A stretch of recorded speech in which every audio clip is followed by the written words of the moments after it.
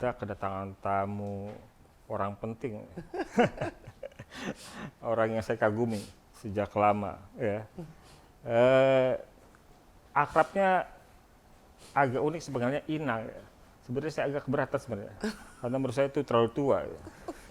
Tapi karena dipilih sendiri sama orangnya, kita ikuti saja.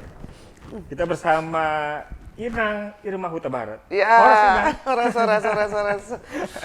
itu. Kan saya lebih tua, rambut saya sudah putih, ya kan? Ya, jadi pantas lah. Sulit membedakan Inang ini kelihatan tua karena tampaknya muda mulu. Sudah kepala 6. Sudah kepala 6. Ya. Saya kenal Inang sebagai aktivis, sebagai pembawa acara di Metro TV. Iya, iya, zaman tahun 2023 tahun lampau. 20 tahun yang lalu. Ya. ICW tahun 99. 99, iya, nyaris lebih dari 20 tahun lalu. Iya, iya, gitu. iya. Jadi bukan orang baru di dunia pergerakan dan di dunia pemberitaan. Tapi Inang kemudian, kalau dalam kasus Duren 3 ini kan dari sejak awal banyak terlibat lembaga, komisi, ya, termasuk juga penegak hukum, Polri dan segala macam. Dalam pandangan Inang nih, ini apa yang dilakukan LPSK ini sejauh mana menurut Inang tepat atau tidak, atau seperti apa sih dalam perkara Duren 3? LPSK itu kan juga salah satu unsur yang sangat penting. Saya ingat banget pada waktu mendirikan KPK itu dan menyerahkan rancangannya tahun 2001 kepada Gus Dur itu, di salah satunya itu ada Witness Protection Program yang harus disiapkan. Lalu juga, jadi ini usulan dari kita sebenarnya LPSK ya.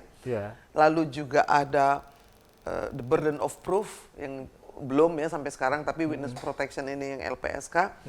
Lalu juga bahwa lembaga ini harus berada di semua provinsi, didukung oleh APBN yang betul, karena yang namanya korban itu kan memang butuh perlindungan. Selama ini kita melihat banyak terjadi kekacauannya. Kita melihatlah yang terjadi di kepolisian ini dengan Sambo dan Teddy Minahasa, lalu juga ada Ismail Bolong, kan membuka mata kita bahwa begitu busuknya sistem di dalam itu sehingga mendatangkan korban-korban yang seharusnya tidak perlu, ya kan. Kalau kita melihat ada Joshua, lalu juga Eliezer, lalu ada juga yang menjual narkoba. Bayangin korbannya itu berapa juta orang tuh.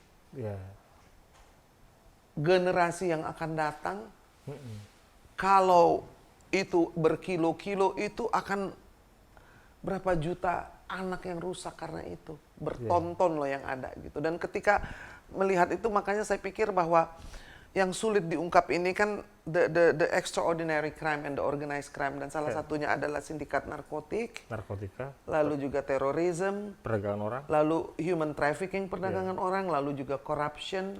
Iya kan? Nah, itu tugasnya LPSK nih. Iya, betul. Untuk membuat di extraordinary dan organized crime ini menjadi bisa terungkap, karena itu bukan hal yang mudah. Dan tidak mungkin tanpa ada whistleblower. Iya kan itu. Jadi sangat penting kalau menurut saya, dan saya tuh yang paling bahagia melihat bahwa kalau LPSK itu bisa berkibar, kan saya kayak ngelihat cucu saya. Jadi kalau KPK itu anaknya, ini kan cucunya jadinya. Bahwa ini harus betul-betul apalagi biasanya Inang tuh lebih cinta, lebih suka sama cucunya dibanding benar. Benar. Nah, kan masih banyak hal gitu. Saya juga mempertanyakan, harusnya punya rumah tahanan sendiri, lalu harusnya punya pasukan yang bisa melindungi sendiri. Lalu juga nih, kita kan belajar nih dari kasus Teddy Minahasa. Polisi ambil barang bukti, lalu barang bukti dijual lagi. Ketika polisi menggerebek satu sindikat, barang bukti itu nggak boleh diurus sama dia lagi. Harus ada, ya seperti US Marshal, you cannot touch di barang bukti supaya putus dong, supaya tidak ada lingkaran setan yang terjadi sekarang ini. Apakah itu emas, apakah itu narkotik, apakah itu mobil, itu kan kita tahu di depan mata kepala. Itu mobil-mobil bodong itu yang disita dipakai semua. Itu kan pelanggaran hukum. Dan harus berhenti harusnya. Harus ada lembaga yang mengurusi bahwa bukti-bukti itu tidak boleh diurus oleh aparatur penegak hukum, tidak boleh dipegang oleh polisi, tidak boleh dipegang oleh jaksa, tidak boleh dipegang oleh hakim. Ada kustodiannya sendiri. Kalau perlu nanti boleh pinjam, boleh pakai, boleh lihat gitu, tapi tidak di dalam penguasaan. Kita punya rubasa. Ya, tapi Rumah tidak barang sitaan. jalan, Iya, tidak jalan karena namanya saja rumah. Iya. Tidak boleh, this has to be lembaga institusi yang seperti LPSK ini. Iya. Iya kan? Itu kalau dulu ada lembaga reclassering namanya. Kalau di Amerika namanya US Marshal, ya kan? Iya, itu perlindungan saksi. Dari mulai memindahkan narapidana saja nggak boleh polisi, Nggak boleh. nggak boleh jaksa, nggak boleh hakim, ada sendiri. Iya. Tanggung jawab sendiri.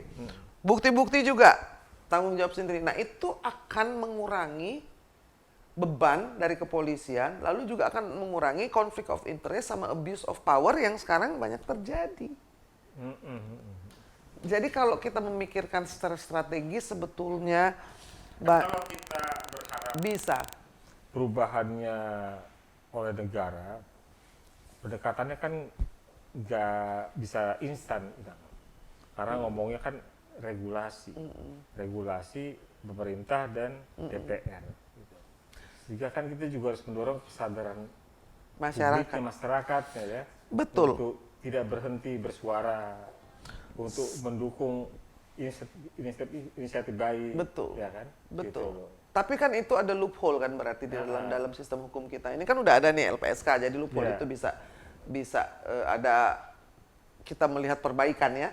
Lalu juga soal bagaimana supaya barang-barang barbuk tidak boleh dipegang oleh aparat penegak hukum yang 3 serangkai itu, tapi ada bukan rubasa juga. Harusnya di bawah.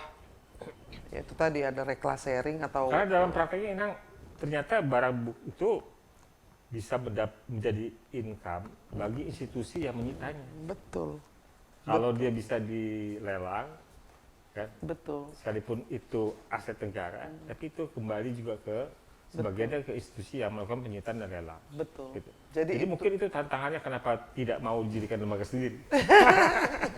Ya sama kan LPSK juga perjuangan kan, sampai bisa terjadi. Jadi loophole itu juga harus dilihat bahwa juga kinerja kepolisian juga harus di reformasi dan direposisi, itu sudah keniscayaan ya kan. Kenapa? Karena ya kita tidak bisa mempunyai negara demokrasi, negara yang demokratis kalau tidak mempunyai kepolisian yang bersih kan itu aku. Sulit kita bisa punya kebebasan berbicara, kebebasan memilih, ada media, tapi jika tidak ada penegakan hukum, mau demokrasi cara apa kita? Ya, yang penting rakyatnya tidak jadi keras. Kawan-kawan semua, para pemirsa dimanapun berada, jangan lupa like, share, comment, dan subscribe ya di Info LPSK, dan Sahabat Saksi Korban. Ya, dan juga satu lagi, Horas Inang. Horas.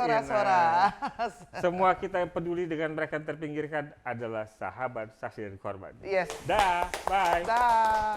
Terima kasih, Inang.